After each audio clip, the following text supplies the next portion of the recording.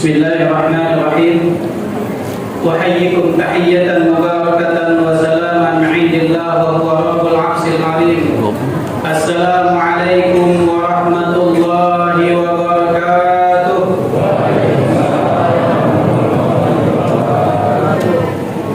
Alhamdulillahi rabbil 'alamin. Alhamdulillahilladzi farada 'alaina as-siyam kama farada 'ala alladhina min qablina la'allana minal muttaqin.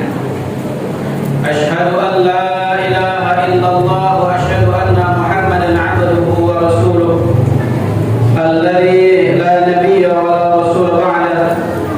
Allahumma shalli wa sallim wa barik 'ala hadha an-nabiyyil karim wa 'ala alihi wa ashabihi rasulillahi ajma'in. Amma ba'du, qala Allah ta'ala fil Qur'anil Karim wa huwa asdaqul qailin. A'udzu billahi minasy syaithanir rajim. Syahrul Ramadan alladzi unzila fihi al-Qur'an hudan lin-nasi wa bayyinatin minal huda wal furqan. Wa qala Rasulullah sallallahu alaihi wasallam, iqra'ul Qur'an fa innahu ya'ti yawmal qiyamati syafi'an li ashabihi.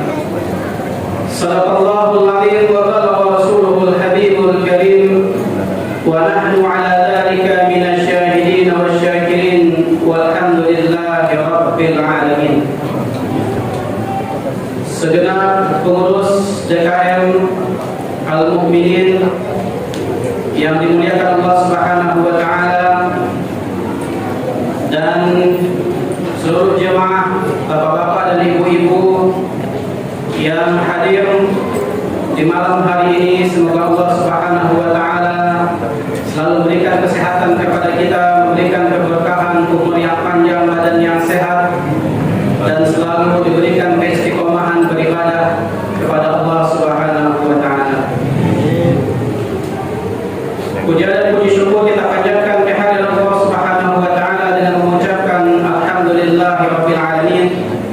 Salawat dan salam kepada Nabi kita, uswatun hasanah kita, yaitu Rasulullah Muhammad sallallahu alaihi wasallam, dan mengucapkan Allahumma shalli ala Muhammad wa ala ali Muhammad.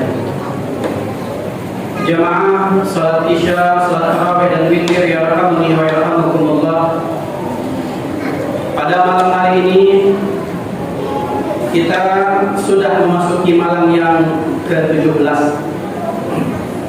Berarti telah setengah Ramadan kita lewati. Telah kita lewati nisfu Ramadan. Perlu kita bertanya, Bapak Ibu sekalian. Perlu kita bertanya kepada diri kita sendiri, sudah sejauh mana ibadah kita? Sudah maksimalkah puasa kita?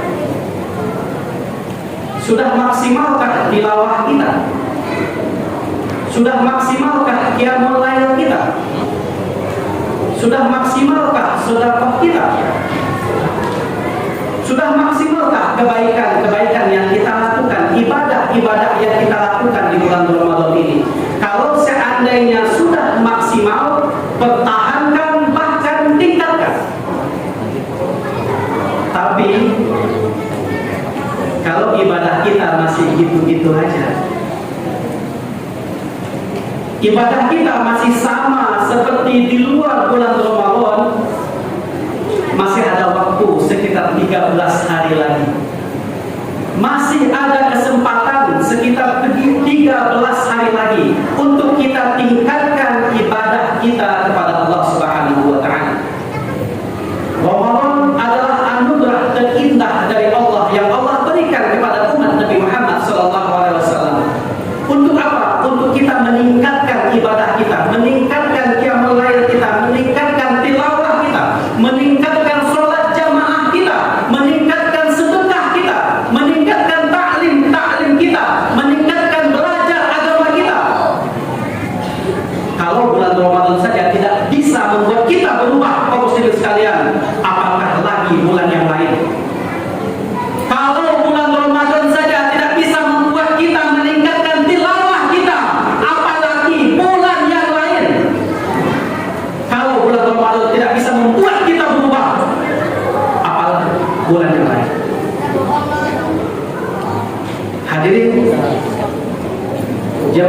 dimuliakan Allah Subhanahu wa taala. Malam ke-17 biasa disebut sebagai malam nuzul Quran. Malam diturunkannya Al-Quran. Tapi mungkin kita bertanya-tanya, bukankah Al-Quran itu diturunkan di malam Qadar, di Lailatul Qadar? Sebagaimana firman Allah, "Inna anzalnahu fi Lailatul Qadar." Ya mungkin kita hafal semua suratnya, surat Al-Qadar. Sesungguhnya kami menurunkan Al-Quran itu di malam Qadar, di Lailatul Qadar.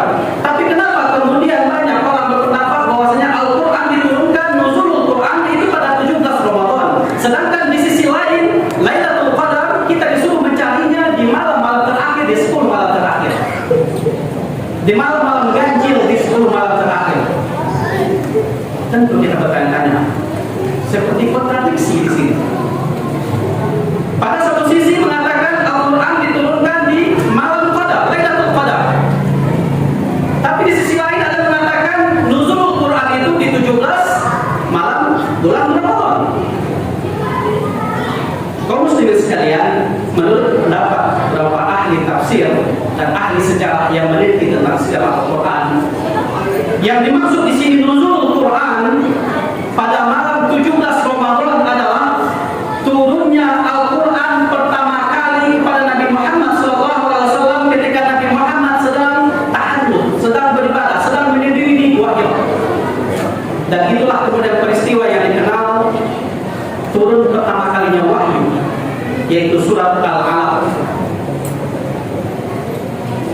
yang dikenal dalam kisah itu ketika Nabi Muhammad sendirian di Gua Hira, kemudian didatangi oleh malaikat Jibril. Kemudian malaikat Jibril menyuruh Nabi Muhammad, Iqra. Kemudian apa jawaban Nabi Muhammad? Ma ana biqari. Bacalah, kata malaikat Jibril. Ma ana biqari, kata Nabi Muhammad, saya enggak bisa baca.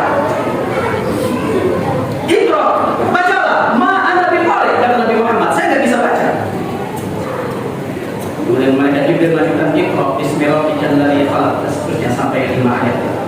Dan ini kemudian dikenal sebagai nuzul Quran, turunnya wahyu pertama kali. Dan ini menurut para ulama inilah turunnya Al-Quran pada 17 Ramadan. Sedangkan Lailatul Qadar, turunnya Al-Quran, inna anzalnahu fi Lailatul Qadar, setelah kami menurunkan Al-Quran di malam Qadar, itu adalah turunnya Al-Quran secara jumlah terwahidah. Bahwasanya Al-Quran setelah turun secara keseluruhan, Allah turunkan ke langit dunia yang dikenal dengan nama Baitul Izzah. Dan itu terjadi di malam Qadar, di Lailatul Qadar. Jadi kalau muslimin sekalian, kalau seandainya kita paham sejarahnya, di sini sungguh tidak ada kontradiksi di sini. Nah, hadirin sekalian, bertepatan dengan malam 17 Ramadan ini yang dikenal sebagai nuzul Quran, maka untuk tema ceramah kita adalah tentang bagaimana kita berinteraksi dengan Al-Quran. Hadirin yang saya muliakan,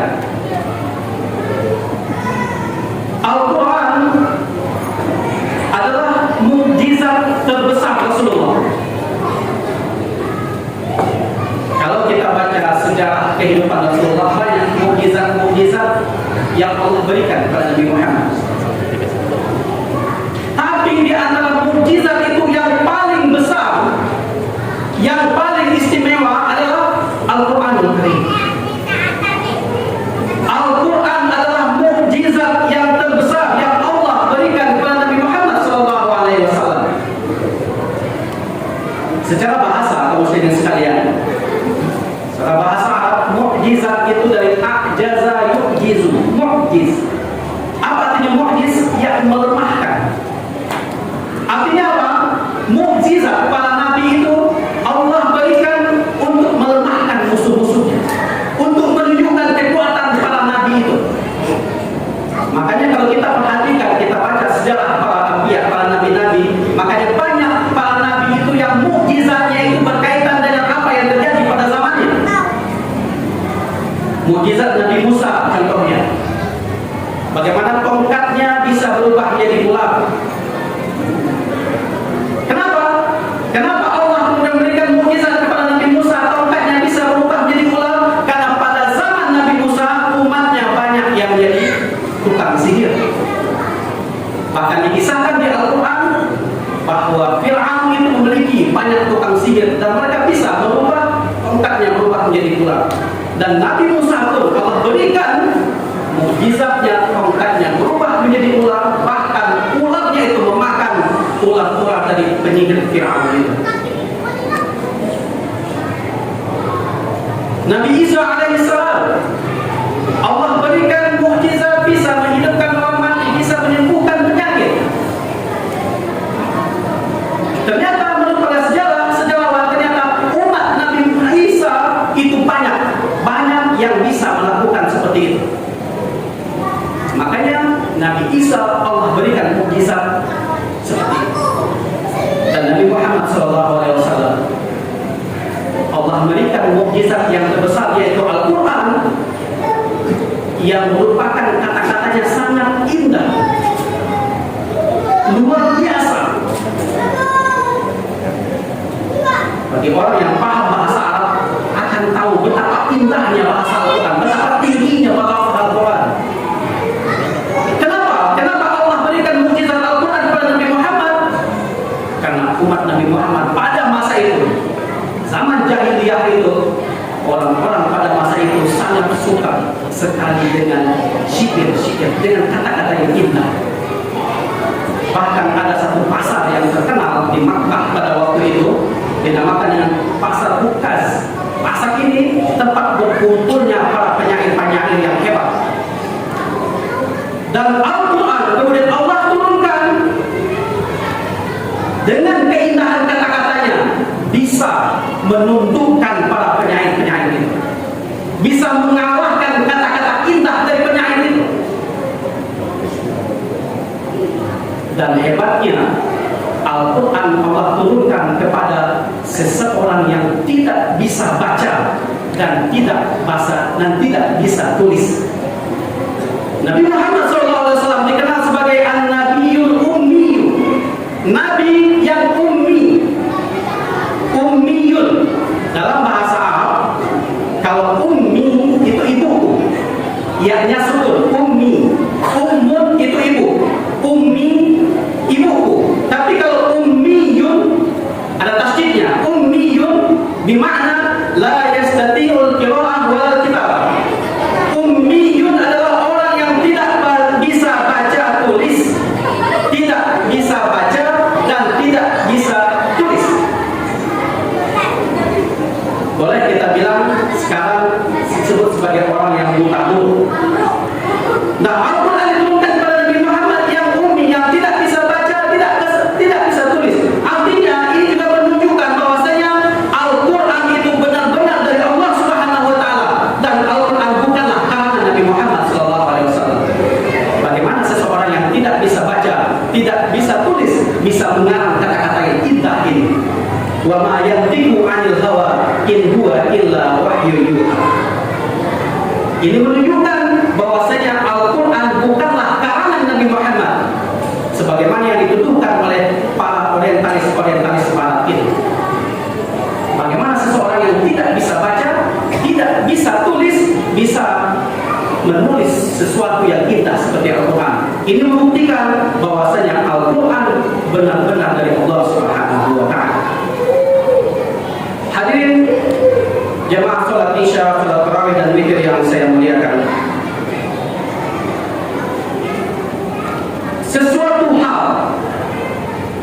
Sesuatu hal yang berkaitan dengan Al-Quran. Al-Quran adalah mukjizat yang terindah, mukjizat yang paling istimewa, mukjizat yang paling mulia. Dan segala sesuatu hal yang berkaitan dengan Al-Quran akan Allah muliakan. Sesuatu hal yang berkaitan dengan Al-Quran, yang berhubungan dengan Al-Quran, Allah jadikan yang paling mulia. Malaikat yang paling mulia. Malaikat yang paling mulia adalah malaikat Jibril. Kenapa kemudian malaikat Jibril menjadi malaikat yang paling mulia?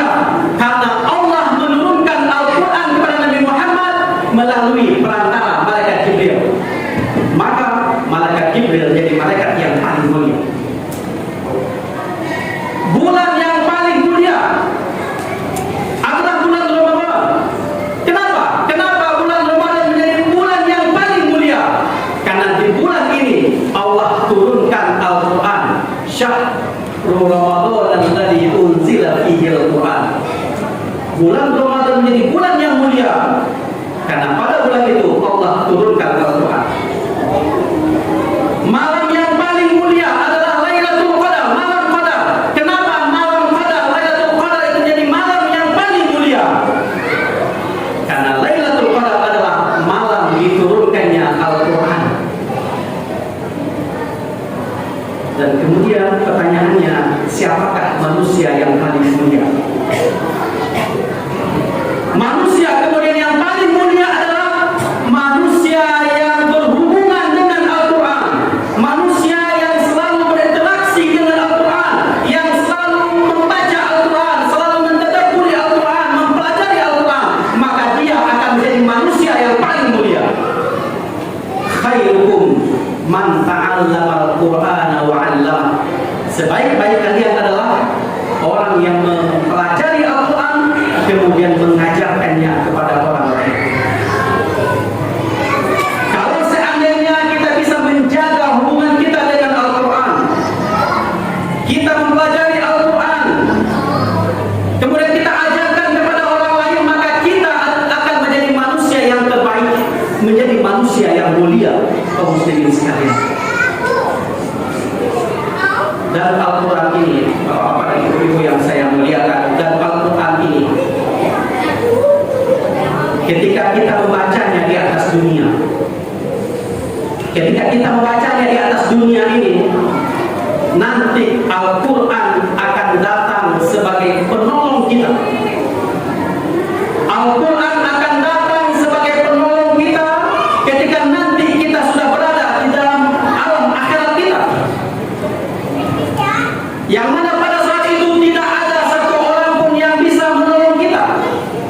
Sebagaimana digambarkan dalam Al-Quran, فَإِذَا جَاءَتِ الصَّاخَّةُ, ketika kiamat datang, يَوْمَ يَفِرُّ الْمَرْءُ مِنْ أَخِيهِ, seseorang akan lari dari saudaranya, وَأُمِّهِ وَأَبِيهِ, akan lari dari ibu dan bapaknya, وَصَاحِبَتِهِ وَبَنِيهِ, akan lari dari istri dan anak cucunya. Kenapa mereka lari? Kenapa mereka lari, Bapak Ibu sekalian? Jawabannya ada di ayat berikutnya. Likulli imri'in minhum yawma idzin sya'nun yughnih. Karena pada saat itu semua sibuk memikirkan nasibnya masing-masing. Bagaimana seorang ayah memikirkan anaknya, sedangkan nasib dia saja tidak jelas. Bagaimana seorang ibu memikirkan anaknya, nasibnya saja tidak jelas. Bagaimana orang tua memikirkan anaknya, bagaimana anak memikirkan ayah dan ibunya, sedangkan nasib dia saja tidak jelas. Likulli imri'in minhum yawma idzin sya'nun yughnih. Pada saat itu semua sibuk memikirkan nasibnya masing-masing. Kemudian pertanyaannya, apa kemudian yang bisa menolong kita, kaum muslimin sekalian? Salah satu nanti yang bisa menolong kita adalah bacaan Al-Quran kita. Kata Nabi SAW hadisnya, Iqra'ul Quran, Iqra'ul Quran, fa innahu ya'ti yawmal qiyamati syafi'an li ashabi. Bacalah Al-Quran, bacalah Al-Quran, karena Al-Quran nanti akan menjadi penolongmu pada hari kiamat bagi orang-orang yang membacanya. Al-Quran yang kita baca di atas dunia ini, Bapak Ibu sekalian, itu nanti akan datang sebagai syafi'an, sebagai penolong kita di alam akhirat kita, yaumil qiyamah. Bahkan tidak hanya sampai di situ, kaum muslimin sekalian. Sebelum kita sampai di yaumil qiyamah, selama kita masih dalam masa menunggu di alam barzakh kita, di alam kubur kita, Al-Quran juga nanti akan datang sebagai penolong kita. Di alam kubur, tempat yang gelap, yang ukurannya cuma 1 kali 2 meter, kita berada, kita ditidurkan di dalam tanah, ditutup dengan papan, kemudian ditimbun dengan tanah lagi, tempat yang gelap gulita. Kita sendirian, tidak ada lampu, tidak ada AC, tidak ada HP, tidak ada kuota di situ. Kemudian siapa yang bisa menolong kita? Salah satu yang menolong kita adalah bacaan Al-Quran kita. Kubur kita yang gelap gulita akan terang menerang karena Al-Quran kita. Kubur kita yang sempit nanti akan diluaskan oleh bacaan Al-Quran kita. Tempat yang gelap gulita nanti akan diberikan cahaya oleh bacaan Al-Quran kita. Oleh sebab itu, kaum muslimin sekalian, dalam tausiah yang singkat ini, saya mengingatkan diri saya pribadi dan kepada kita semua, ayo kita perbaiki hubungan kita dengan Al-Quran. Bulan Ramadan dijadikan sebagai syahrul Quran, bulannya Al-Quran ini momen yang sangat pas buat kita, kesempatan emas buat kita, kaum muslimin sekalian, untuk lebih dekat dengan Al-Quran, untuk banyak-banyak membaca Al-Quran, untuk banyak-banyak mempelajari Al-Quran. Dan kalau seandainya setelah kita pelajari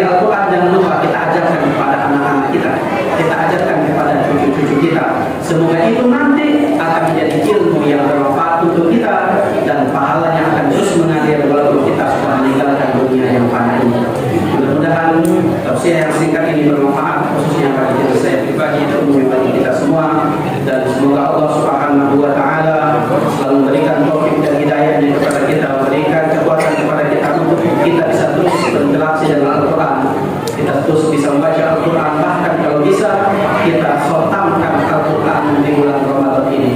Bahkan bukan hanya sekali, kalau bisa 2 kali, kalau bisa 3 kali kita khotamkan, karena inilah kesempatan emas buat kita kaum muslimin sekalian. Karena belum tentu puasa 2026 kita bertemu dengan Ramadan, belum tentu tahun depan kita bertemu lagi dengan Ramadan. Ketika kita sudah bertemu dengan Ramadan tahun ini, berarti Allah sudah memberikan kesempatan emas bagi kita, dan jangan pernah sia-siakan kesempatan emas ini. Banyak kejadian di tengah-tengah kita. Sudah banyak kita lihat saudara-saudara kita, teman-teman kita, sahabat kita, tetangga-tetangga kita yang tahun kemarin 2024, Ramadan 2024 masih sholat di samping kita, masih bercanda dengan kita, masih hadir di masjid ini. Tapi 2025 mereka sudah berkurang. Dan bisa jadi tahun ini kita masih duduk di sini, tapi Ramadan 2026 kita tidak berjumpa lagi dengan Ramadan.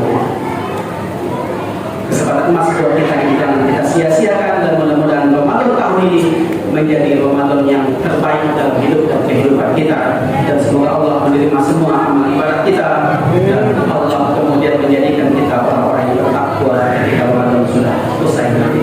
Barakallahu fiikum, usiikum wa nafsi bi taqwallah. Subhanakallahumma wa bihamdika